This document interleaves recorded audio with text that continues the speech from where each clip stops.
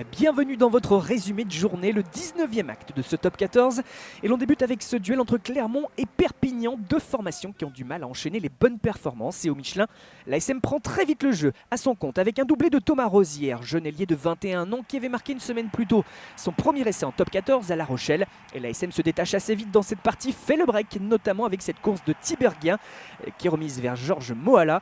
Et déjà 3 essais à rien en faveur des Auvergnats, 22-0 puis 24-0. Mais juste avant la pause, Perpignan qui relève la tête grâce à cette charge de Damien Chouli en force, en sortie de rock, elle est là. Cette charge déterminante, l'addition est quand même lourde. On bascule en seconde période. Morgan Parra, positionné désormais à l'ouverture avec les absences de Lopez et de Michet, a marqué un essai supplémentaire. C'est lui qui oriente le jeu après ce porté. Matsushima qui résiste bien, du soutien et la détermination aussi de Tiberghien malgré deux adversaires. C'est aplati une fois de plus. L'ASM est dans le bonus offensif mais continue d'attaquer derrière ce ballon porté. La temporisation de Parra, jeu au pied par-dessus, profitant à Jean-Pascal Barak. Encore un essai. Mais en fin de duel, Perpignan, lourdement mené, qui veut sauver l'honneur. La chevauchée de Delgui dans la défense. Ballon qui sort bien et le travail ensuite de Sawailo dans la défense. Toujours de multiples différences qui résiste et qui s'en va marquer l'essai. Alors l'action se poursuit mais le ballon a bien été aplati. Et dans les derniers instants, Clermont persiste et Georges Moala parvient à franchir la ligne. Succès bonifié de l'ASM 52-12, 7 essais à 2. Clermont qui se relance.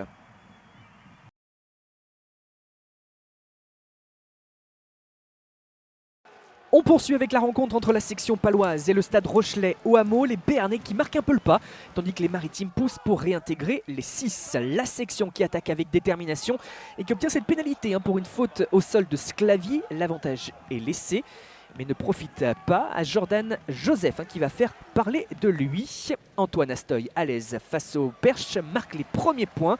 C'est un duel de buteurs pour l'instant. Astoy face à Poplin, 9-6 pour les Rochelais.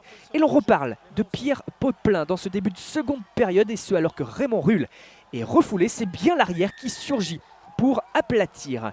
La Rochelle s'est détachée, mais Pau veut vite scorer à son tour et joue une pénale touche. Un ballon porté, énormément d'envie pour aller franchir la ligne. L'essai est pour justement le troisième ligne. Jordan Joseph qui enchaîne les bonnes performances dans le Béarn. La section a repris les commandes à la 67e sur pénalité. La Rochelle lui a répondu à la 73e. On joue la 76e. La perte en touche des Palois. Les Rochelais peuvent donc aller porter l'estocade en cas de nouvel essai. Ils s'en donnent les moyens. La ligne s'est rapprochée. On a vu Will Skelton, leader de combat, et Aya West donner du rythme. Et cette fois, c'est Liebenberg qui parvient à franchir la ligne. Un essai très important pour La Rochelle, 22-16 sur le terrain de Pau et qui enchaîne un second succès de rang pour renforcer sa position au pied du top 6.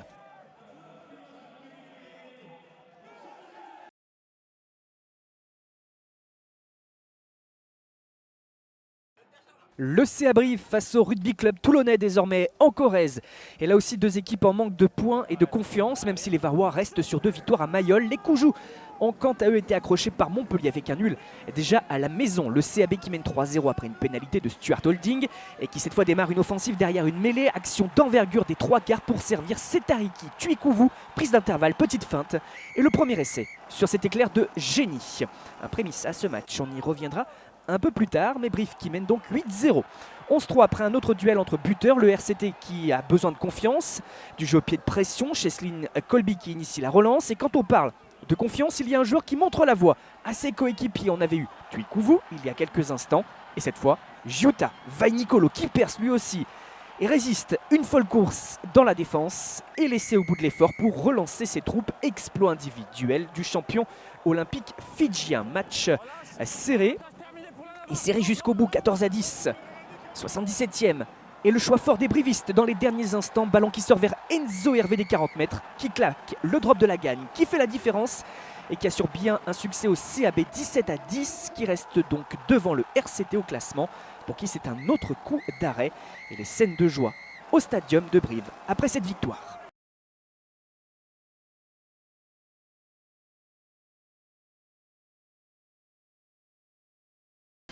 Le Racing 92 à Paris La Défense Arena face au Castres Olympique. On bascule dans les hauteurs et deux rivaux à la qualification. Et même en lice pour l'instant pour un barrage à domicile, deux équipes en forme qui se talonnent. Si gagnant il y a, elle fera une belle opération. Maxime Machenaud lance les franciliens d'une pénalité, tandis que Venceslas Loret surprend la défense castraise en venant intercepter cette passe de Rory Cocotte. Voilà qui lance parfaitement la rencontre, qui sera spectaculaire. On va s'en rendre compte très vite. Les Castrais qui n'ont pas scoré, dont on connaît la force à Pierre Fabre, et qui finissent par se lâcher. La charnière Cocotte-Botica donne du rythme, les trois quarts enchaîne les passes et en bout de ligne, Antoine Zegdar qui marque un bel essai pour débloquer le compteur d'un CO qui est mené de 8 points au retour des vestiaires, mais qui parvient encore à jouer dans l'avancée avec des avants précieux dans le combat. L'embus se rapproche, encore une charnière qui oriente sur un côté ouvert, et cette fois Botica qui use du pied dans la course de Julien Dumora. Un essai qui ramène cette fois Castres à 3 points du Racing. Chassé, croisé, palpitant, les deux équipes se rendent coup pour coup. On se rappelle de l'interception de Loret en première période pour le Racing. Et cette fois on a le droit à l'exploitation d'un turnover par le CO. Botica porte le ballon et attend le bon tempo pour transmettre à Geoffrey Palis. Encore une fois les Tarnais reviennent dans la course. Pour autant Vakatawa d'abord, puis Bobigny refont l'écart en faveur des Racingmen. 33-18 et encore une interception qui se dessine, elle est là. Pour une fois de plus, Vakatawa à la course, un sprint, un coup de pied de recentrage, des rebonds finalement favorables, et voilà qui fait 20 points d'avance pour les Franciliens. En toute fin de partie, Henri Chavancy permet d'accentuer l'avance des Ciel et Blancs. Le ballon lui arrive, un 5e essai pour eux, mais pas de bonus offensif. Castres a marqué 3 fois dans cette partie et profite de cette relance un peu trop ambitieuse pour récupérer le ballon et marquer une 4e fois le doublé de Zegdar pour au total 9 essais, 45-25 pour le Racing. Le Loup face à Biarritz, désormais des Lyonnais qui sortent de leur premier revers en 2022 sur la pelouse de Castres une semaine plus tôt et qui reçoivent la Lanterne Rouge, une équipe lyonnaise qui prend d'ailleurs le score et qui parvient à faire une première différence par l'intermédiaire de Toby Arnold. La prise d'intervalle, la course de l'ailier, le coup de pied à suivre et celui qui est meilleur marqueur d'essai de l'histoire du club ouvre le bal. Des Rodaniens qui vont faire le break dans la foulée avec l'essai de Yanis Charcosset. Après un travail de fixation de la défense, le BO cherche à réagir car Lyon s'est détaché sur ce lancer de Bastien Souris consécutif à une pénale touche, ballon porté. Les Basques qui doivent faire les efforts face à l'une des meilleures défenses du championnat et l'ancien Toulonnais qui se détache derrière ce porté et qui relance les siens peu avant la demi-heure de jeu. On bascule en début de seconde période. C'est décisif car Lyon accélère pour ne pas laisser son adversaire espérer. Pélissier qui ressort ce ballon et le Loup qui marque à nouveau par Arnold dont c'est le doublé grâce à une belle remise de Sopoaga. Et pour basculer dans le bonus offensif, le ballon porté rhodanien. Cette fois c'est le capitaine Jordan Tofua qui franchit la ligne avec tous ses avants. Un nouvel essai pour Lyon. Et pour autant, un point de bonus qui est loin d'être acquis. Il reste du temps dans ce match.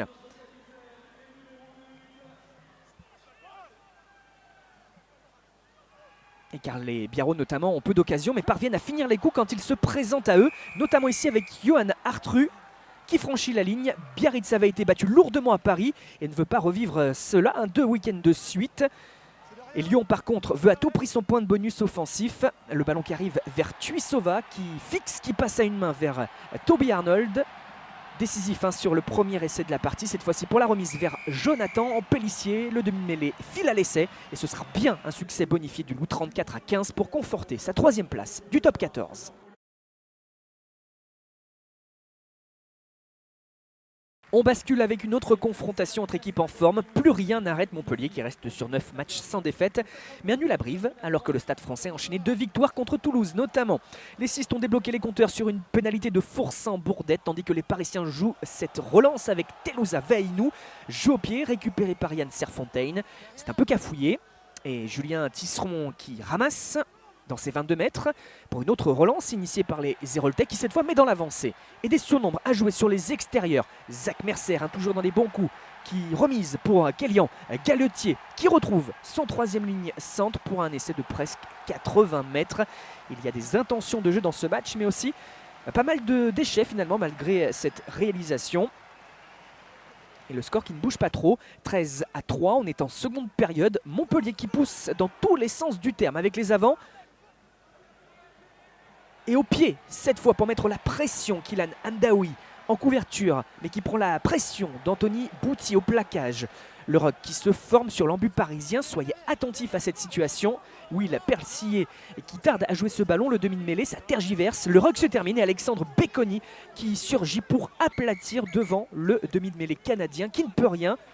L'essai est bien validé, Montpellier fait ainsi le break, Paris a pris un coup et peine un peu plus sur la fin de duel, d'autant que sur cet exploit individuel décroché de Gabriel Ngandébé pour marquer un troisième essai, synonyme de bonus, score final de 30-3, fin de série pour Paris, 10e match sans défaite pour Montpellier qui se rapproche de la première place.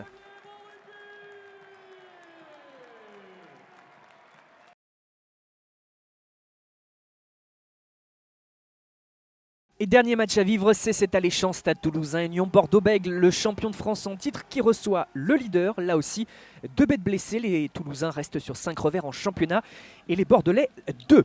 Une réaction est attendue des deux côtés. Zach Holmes a permis à Toulouse de mener 3-0 sur pénalité, tandis que l'UBB répond par cette séquence dans les 22. Jeu au pied de Santi Cordero, on voit la couverture des Hauts-Garonnais. Maxime Médard est surpris par Jean-Baptiste Dubié qui marque son premier essai de la saison. L'Union qui prend l'avantage au stade Ernest Vallon. Matteo Garcia claque une autre pénalité qui fait un petit écart. 8-3 pour les visiteurs. En seconde période, cette fois, score toujours serré. Toulouse mène 9-8 grâce au pied de Holmes. Mais la touche toulousaine se met à la faute. Une obstruction qui coûte cher, une pénalité que prend encore le jeune ouvreur et buteur girondin Matteo Garcia. L'UBB mène 11-9.